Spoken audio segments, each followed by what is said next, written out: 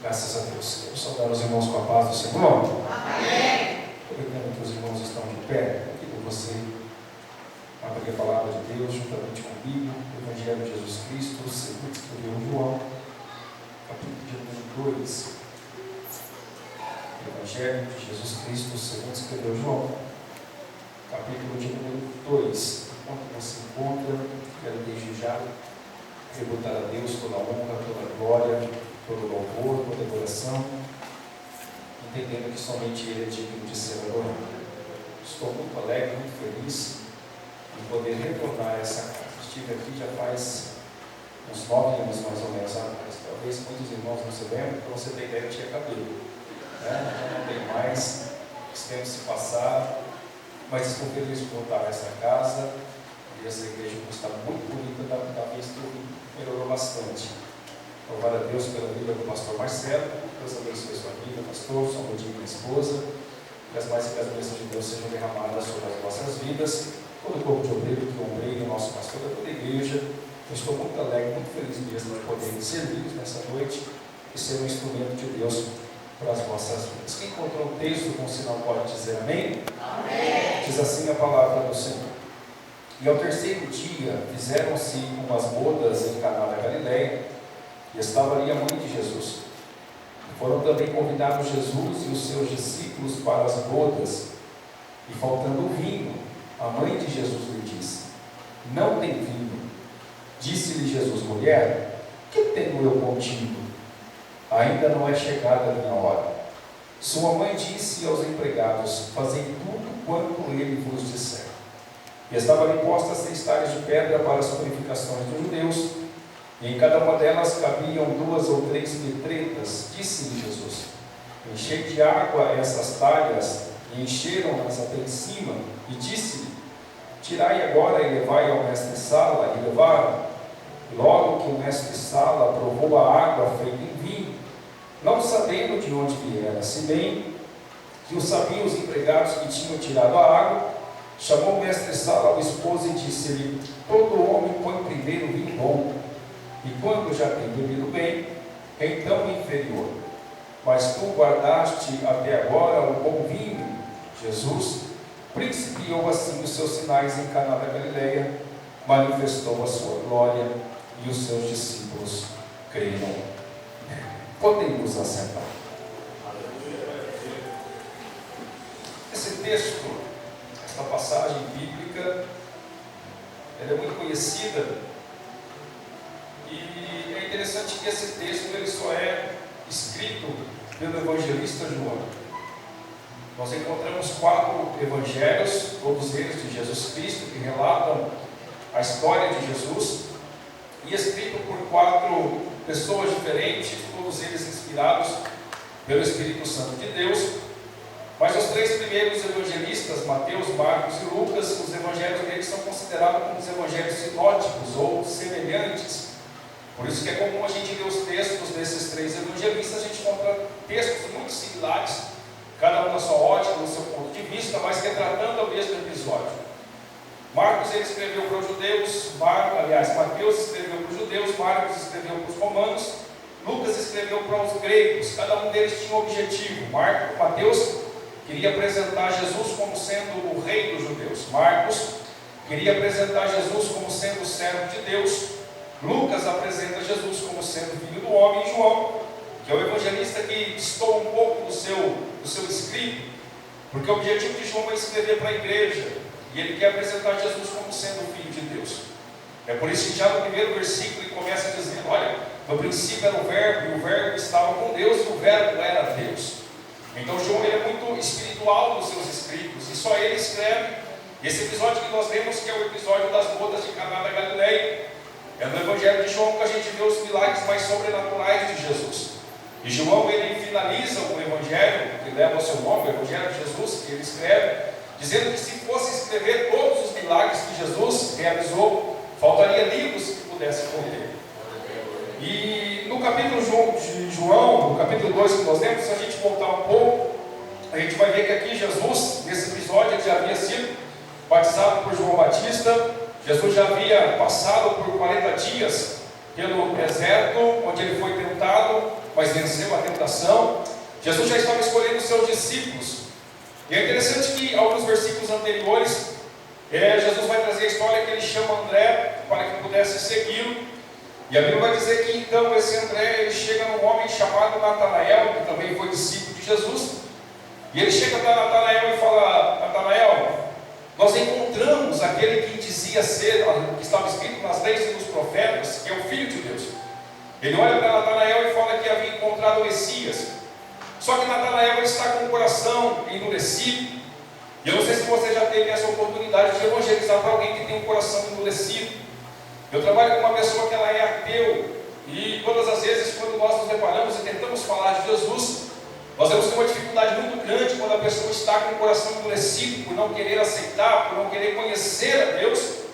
E nós vemos aqui que André, ele está diante dessa situação, e ele chega diante de Natanael falando que ele havia encontrado o Messias. E ele pergunta de onde vinha. Ele diz: olha, ele vem de Nazaré. E Natanael olha e diz: olha, poderia alguma coisa boa vir de Nazaré? Então a gente percebe no texto que o coração de Natanael está endurecido. Ele não queria acreditar que Jesus era o Messias. Só que aí André, ele vai nos dar uma lição muito grande, muito linda, e nos dizer que a gente não precisa ficar discutindo religião. A gente não vê André discutindo religião, que a religião é melhor, que a religião é pior, que isso é errado, que isso é certo. Mas ele olha para Natanael e diz: você não quer crer? Então vem e vê. Ele só convida, porque ele sabia que a partir do momento que Natanael se encontrasse com Jesus, Jesus teria o poder de mudar a história da vida dele. E é interessante que isso acontece porque Natanael aceita o convite e ele vai até Jesus. E quando ele está chegando até Jesus, Jesus olha para ele e fala: olha, esses que está vindo, eu vejo que ele é um santo homem, ele é um grande homem de Deus, ele é um judeu, em quem não há dolo. E Natanael, ainda com o coração endurecido, ele diz: olha, mas de onde que você me conhece? O coração dele ainda está endurecido. E aí Jesus olha para ele e fala: olha, perdão, não era André que chamou ele, foi Filipe. Ele diz assim: antes que Filipe te chamasse, eu já te vi quando você estava debaixo da figueira.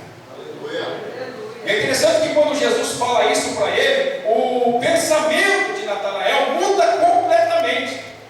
Porque quando Jesus olha para ele e diz: olha, antes que Filipe te chamasse, eu já te vi quando você estava debaixo da figueira, a Bíblia diz que ele se prostra e diz: olha, verdadeiramente tu és o Filho de Deus. Só que quando eu vejo esse texto, eu fico pensando: o que de sobrenatural tem alguém ver outra pessoa debaixo da figueira? Se eu passar na rua e ver uma pessoa debaixo da figueira, eu falo: eu vi você ali debaixo da árvore. O que de sobrenatural tem isso? Então o que fez? O que fez então Natanael mudar totalmente o seu ponto de vista acerca de Jesus, para que ele pudesse reconhecê-lo como sendo o Filho de Deus? Porque o que Jesus estava revelando para Natanael era algo sobrenatural. Se a gente voltar um pouco para a história, a gente vai ver que Natanael, ele é contemporâneo de Jesus. Eles nasceram na mesma época. E se você ler a Bíblia Sagrada, você vai ver que quando Jesus nasceu, Herodes, sabendo que havia nascido o rei dos judeus, ele convoca um infanticídio. Ele manda matar todas as crianças que tinham 2 anos para baixo. Ele dá uma ordem: toda criança que tiver menos de 2 anos deverá ser morta. E segundo a história, ocorreu um infanticídio naquela região. Muitas crianças morreram. Jesus não morreu por quê? Porque a Bíblia diz que o anjo aparece para José e diz: olha, pega Maria e o menino, vai para o Egito, porque Herodes procura matar o menino. Só que muitas crianças não tiveram tempo de receber essa mensagem. E quando começou então aquela matança, diz a história que algumas mães, para que os seus filhos não viessem morrer, abriam um buraco debaixo de uma árvore e escondiam a criança para que os soldados de Herodes não viessem encontrar e matar aquela criança. Então quando Jesus olha para Natanael e diz: olha, quando você estava escondido para que ninguém matasse, eu já te via quando você estava debaixo da figueira. Ele diz: reconheço que tu és o Filho de Deus. E Jesus olha para ele e diz: só por causa disso você reconhece? Mas grandes coisas você ainda verá. Você verá os céus abertos, anjos descendo e subindo sobre a vida do Filho do Homem. Tem coisas que só Deus sabe e só Deus revela para você. Tem coisas que a gente chega no culto e ninguém sabe o que está acontecendo, mas Deus, pelo poder da sua palavra, Ele revela para demonstrar que Ele é o Deus na nossa vida. E 3 dias depois a Bíblia diz que Jesus ele vai a uma festa de casamento. E a Bíblia diz que sua mãe Maria já estava lá. Provavelmente diz a história que provavelmente Maria era conhecida dos noivos e até pelo discorrer da história. E Jesus chega, ele chega junto com seus discípulos e o texto diz que Jesus foi convidado. E é interessante que a festa de casamento da época é diferente das dos nossos dias. As nossas festas de casamento, a cerimônia de casamento dura uma noite, algumas horas, mas a festa para o judeu ela durava alguns dias, às vezes até uma semana. Isso era costume. E o judeu ele tem por obrigação receber muito bem as pessoas que vão à sua casa. Então esse casal aqui fez uma festa, Jesus está convidado para aquela festa, os discípulos de Jesus estão, a mãe de Jesus está, e a Bíblia diz que a festa está correndo normalmente, chega em determinado período da festa que acontece um imprevisto. A Bíblia diz que o vinho veio faltar. E aí quando a gente lê esse texto, e se a gente começa a pensar em o que levou a faltar o vinho nessa festa? Talvez alguém pode dizer, será que eles não planejaram bem? Porque às vezes é comum, você fez uma festa, não planejou, mas é interessante que o texto diz que não faltou comida, faltou só o vinho. Os irmãos concordam que se fosse uma falta de planejamento, teria faltado também comida, talvez convidou mais do que podia, mas a Bíblia diz que não faltou alimento, faltou somente o vinho. E se a gente, para fazer um almoço, ou quando você recebe alguém na sua casa, a gente já planeja quantas pessoas vão vir, o que precisa fazer. E é comum a gente sempre fazer para sobrar, não é? Aquele que a gente sempre diz, melhor sobrar do que faltar. Então, esse texto não dá base para a gente dizer que essa família não planejou. Era uma festa de casamento, e às vezes os noivos, eles eram dados em casamento, às vezes quando crianças, para quando chegasse a data, aquilo pudesse ser concretizado. Então, com certeza houve planejamento. Eles planejaram, eles calcularam, fizeram as contas, mas mesmo assim faltou o vinho. Talvez alguém me dizer, mas era uma família muito humilde, e que não tinha recursos suficientes, talvez, para comprar uma quantidade de vinho, que viesse atender a necessidade do público que eles estavam, dos convidados que ali estavam presentes. Mas o texto diz que eles tinham mestre-sala, que na nossa linguagem, se a gente fosse, seria um sommelier, uma pessoa que conhece vinho. Eles tinham também servidores. Se a gente faz uma festa com pouco recurso, assim como eu fiz muitas vezes na minha vida, e quando a gente faz uma festa com pouco recurso, quem que vai servir a festa? É uma tia, é um tio, aí pega uma garrafa de Guaraná, o outro passa os copinhos, e a própria família ali se ajuda, mas o texto diz que eles tinham serviçais, é como se eles tivessem ido e contratado um buffet, se fosse para os nossos dias. Então a gente também não tem margem para dizer que essa família não tinha recursos suficientes para que pudesse fornecer, para que eles pudessem concretizar essa festa. Mas o fato acontece que o vinho faltou. E o texto diz que Jesus estava presente. Isso me chama a atenção, é que às vezes mesmo com Jesus presente na nossa vida, imprevistos podem acontecer. Eu não sou a favor de pregar, olha, vem para Jesus e os seus problemas acabaram, não. Mas aqui tem uma grande diferença. Porque quando o vinho vai acabar, eles têm quem a recorrer. Porque imprevistos acontecem na vida de todo mundo, de quem serve a Deus, de quem não serve a Deus. Mas aquele que serve a Deus tem aonde recorrer para os seus problemas. O que me chama a atenção é que trouxe a solução para essa festa não foi os recursos que eles tinham, não foi os planos que eles fizeram. O que fez toda a diferença na festa desse casamento foi que Jesus estava presente na festa. Ainda que você tenha os melhores planos, e não é errado planejar, planeje, tenha alvos, tenha objetivos. Ainda que você tenha os melhores recursos, e não é errado ter recurso, o recurso não pode estar dentro do nosso coração, mas não é errado a gente ter. Mas ainda que a gente tenha os melhores planos, ainda que a gente tenha os melhores recursos, se Jesus não estiver presente na nossa vida, tudo isso se torna em vão. Só Jesus é capaz de mudar a história da nossa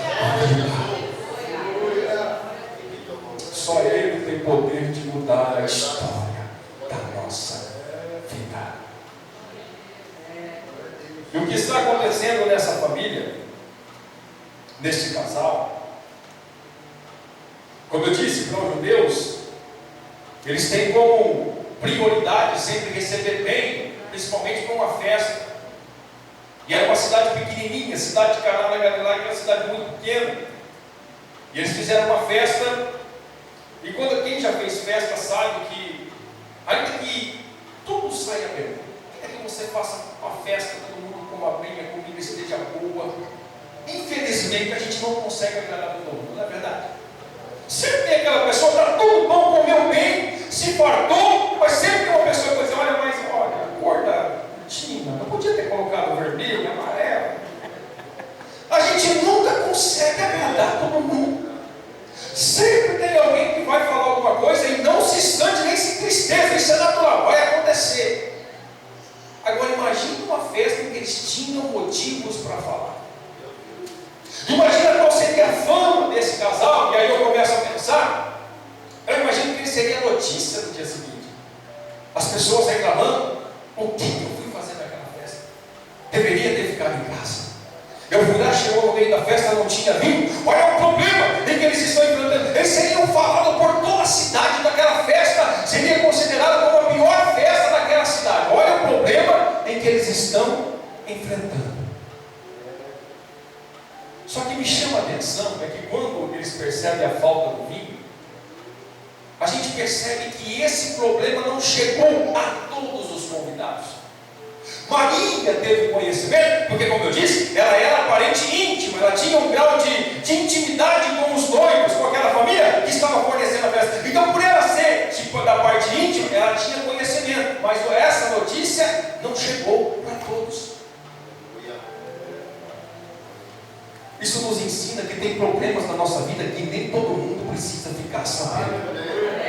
Tem problema na sua vida que às vezes é só você e a sua esposa, ou você e seu esposo, que vão dobrar o joelho, vão orar, e Deus vai dar vitória. Meu nome dele será. Só que às vezes acontece que nós temos problema, nós saímos contando para todo mundo. E às vezes tem pessoas que não querem o nosso bem.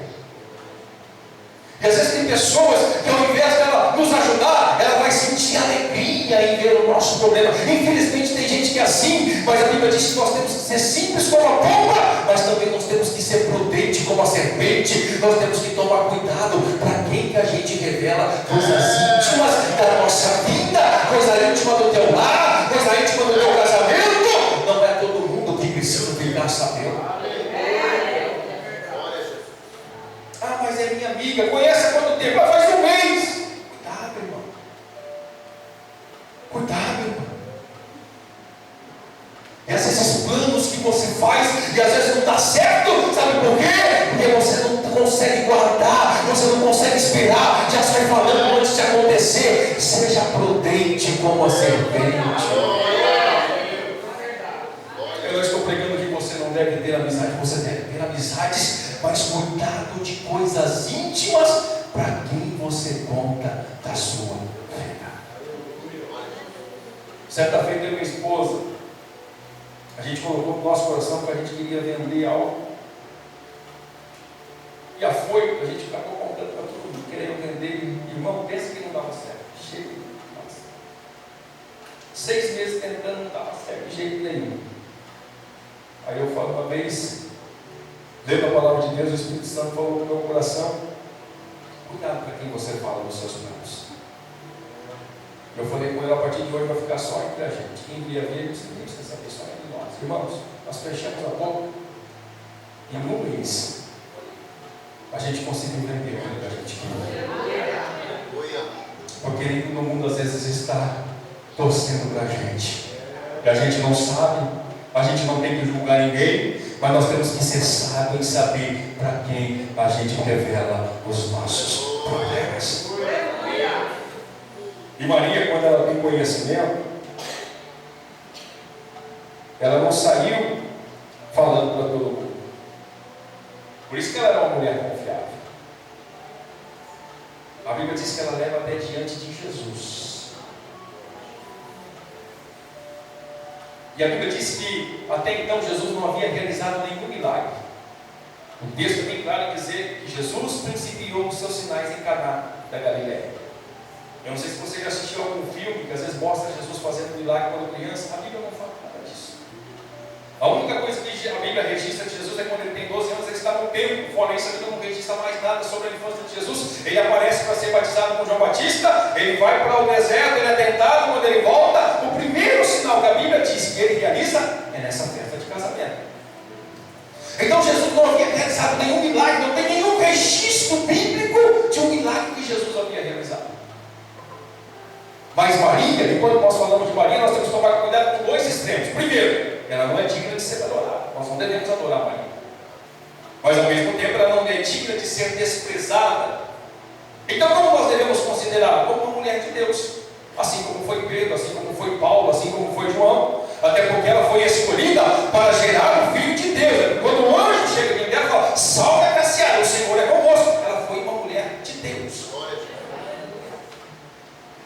E quando ela chega, ela sabia que aquilo que ela havia gerado era o Filho de Deus. E ela chega diante de Jesus e ela apresenta o problema para Jesus. Ele fala: Jesus, não tem vinho. Qual era, talvez, a palavra que ela gostaria de receber? Talvez ela gostaria de receber só que Jesus olhasse para ela e falasse: eu vou resolver o problema agora. Mas é isso que ela recebe.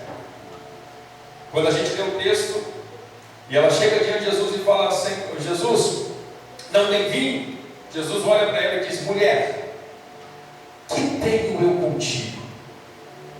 Ainda não é chegado a minha hora. Primeiro ponto que a gente tem que destacar é que quando Jesus a chama de mulher, Jesus não está sendo mal educado. A gente vai percebendo ao longo da Bíblia que todas as vezes que Jesus se reportava à figura feminina, ele a chamava de mulher. E isso era cultura. Como a gente hoje, como quer chamar uma mulher de respeito, nós a chamamos de senhora. Para o judeu é a mesma coisa dizer mulher, por isso que eu estou dizendo senhora. Então quando Jesus chama ela de mulher, Jesus não está faltando com respeito. Mas Jesus olha para ela e diz: olha, ainda não é chegado a minha hora. É difícil a gente receber isso, não é? Às vezes você tem um problema, uma dificuldade imprevista aconteceu, você precisa de algo sobrenatural. O que esse casal precisava era de algo sobrenatural. Por quê? Porque não tinha onde comprar vinho. Não é que nem hoje a gente faz uma festa, acabou o refrigerante, você vai na esquina e você compra. Não, os vinhos tinham que ser encomendados, então não tinha onde eles buscar. Era um problema insolúvel, não tinha como resolver. Aquilo que ela precisava era para algo instantâneo. A festa estava rolando, os convidados estavam ali, talvez aguardando a passagem de um novo vinho. E ela chega diante de Jesus e Jesus fala: ainda não é chegado a minha hora. O que eu e você faria no lugar de Maria? Eu vou dizer de mim: eu tinha um problema. É um problema que eu não posso resolver. Cheguei para a única pessoa que pode resolver: Jesus. Apresentei o meu problema para ele. E ele diz: ainda não é chegada a hora. Talvez o que eu ia fazer? Eu ia cruzar os braços e eu ia esperar. Mas Maria nos ensina algo sobrenatural. Porque Jesus disse para ela o seguinte: ainda não é chegada a hora. Mas Jesus não disse que não ia fazer. Jesus só disse: ainda não é chegado a hora. Quando Jesus fala isso, ela percebe: ainda não é chegada a hora, mas terá um momento que ele vai fazer. E ela sai para preparar o campo para receber o milagre. Jesus não fala nada para ela. Jesus só fala para ela o seguinte: ainda não é chegada a hora. A Bíblia diz que ela sai, chega para o servente e diz: vocês vão fazer tudo aquilo que ele vos disser. Mas Jesus não tinha dito nada ainda. Jesus só havia dito que ainda não era chegada a hora, mas ela acreditava que quando chegasse o momento, ela já estava preparando o campo para receber o milagre que Jesus iria fazer. É que nem a história que eu contei esse dia lá na sede, o pastor estava lá, da menina, e talvez você até ouviu essa história, que não chovia há muito tempo seco. E uma região agrícola que dependia da chuva. E de repente eles foram num culto, uma escola bíblica dominical. E aí eles oraram pedindo chuva. Senhor, manda chuva, a gente precisa da chuva. Foram para casa, chegou a noite, uma menina, 10 anos de idade. Diz a história que ela pega o guarda-chuva para ir no culto. E quando os pais estão saindo de casa, e quando vê a menina com o guarda-chuva, repreende a menina e fala: mas o que você vai fazer na igreja com o guarda-chuva? Olha, não tem um aluno, o tempo está cedo. A gente orou hoje de manhã para que Deus chovesse, porque faz tanto tempo que não chove. O que você quer fazer na igreja com o guarda-chuva? E a menina então dá uma lição dos pais, dizendo: por isso mesmo, a gente não orou? Eu creio que Deus ainda mandará chuva hoje. Por isso eu já estou indo preparado, porque se chover, eu já estou com o meu guarda-chuva na mão. O que você tem pedido ao Senhor? O que você tem buscado na presença de Deus? Talvez você ainda não recebeu, talvez tenha algo insolúvel, talvez não disse para você esperar, mas Deus não disse que não ia fazer. Então nessa noite, prepare o campo para receber as bênçãos de Deus na sua vida. Precisamos preparar o campo para receber as bênçãos de Deus. E quando Jesus vê a fé, Jesus começa a trabalhar. Só que quando Jesus trabalha, a gente precisa entender que Jesus nunca trabalha do jeito que a gente quer. Jesus nunca vai ao encontro da nossa ótica. É isso que às vezes as pessoas do mundo não entendem, porque aquilo que Deus faz é totalmente diferente do nosso pensamento. Você já percebeu que tem vezes que o recurso vem da onde a gente menos espera? Você já percebeu que tem situação que a gente acha que Deus vai fazer de um jeito e Deus vai de um jeito totalmente diferente? Sobretudo, o nome dele é glorificado.